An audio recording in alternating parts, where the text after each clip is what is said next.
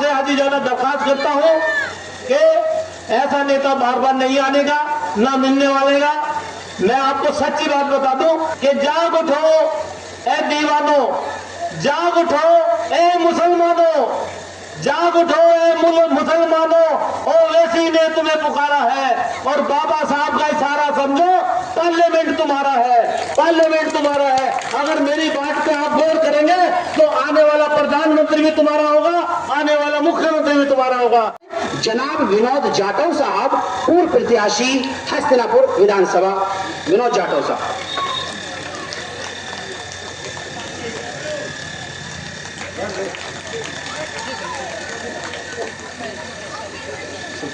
मैं अकेला ही चला था जानिबे मंजिल, मैं अकेला ही चला था जानिबे मंजिल, लोग आते गए कारवां बनता गया।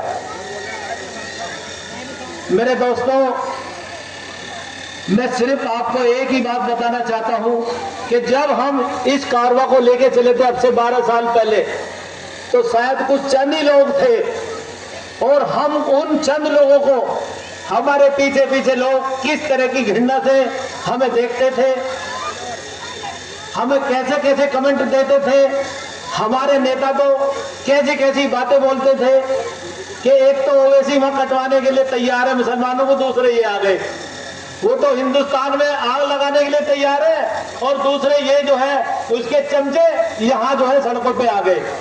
तो पता नहीं कैसी कैसी हमने बातें झेली हैं और आज इस मुकाम पर आए हैं। अल्हम्दुलिल्लाह आज ये भीड़ हम देख रहे हैं, मेरे दिल को बहुत ही सुकून हो रहा है, क्योंकि वो भी मजमा था जब हम 4 लोगों को ये बातें बताते थे कि ओवैसी साहब बहुत बढ़िया लोग हैं, बहुत बढ़िया आदमी है, बहुत बढ़िया नेता है, लेकिन आज माशाअल्लाह इतना बढ़िया मजमा है, मेरा दिल अंदर से इतनी खुशी महसूस कर रहा है, मैं बयान नहीं कर सकता।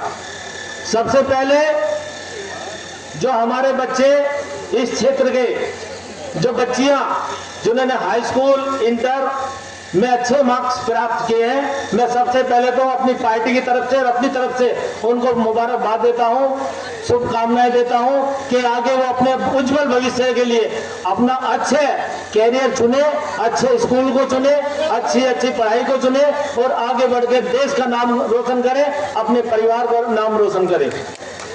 मेरी तरफ से, पार्टी की तरफ से उन बच्चों को और उनके परिवार वालों को बहुत बहुत शुभकामनाएं। दोस्तों, ये कोई राजनीति मंच नहीं है, बच्चों को प्रोत्साहन का मंच है, लेकिन फिर भी जाते जाते एक बात जरूर बताऊंगा आप लोगों को। बहुत सारे लोग कहते हैं कि ओवैसी साहब ने क्या किया।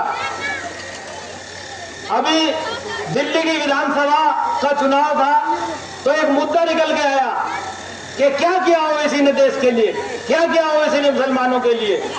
तो मैं आपको ज्यादा बात नहीं बताऊंगा, सिर्फ एक ही बात बताऊंगा आपको कि ओवैसी साहब वो शख्सियत है, वो इंसान है। मुझे आप इतने लोग यहाँ बाशऊर बैठे हैं, काबिल लोग बैठे हैं, सिर्फ एक बात का जवाब दे दीजिए, अगर किसी के परिवार में किसी की बिटिया का निकाह हो, क्या उसके निकाह को वो छोड़कर उसके निकाह में गैर हाजिरी हो जाएगा? वो नहीं होने का ना।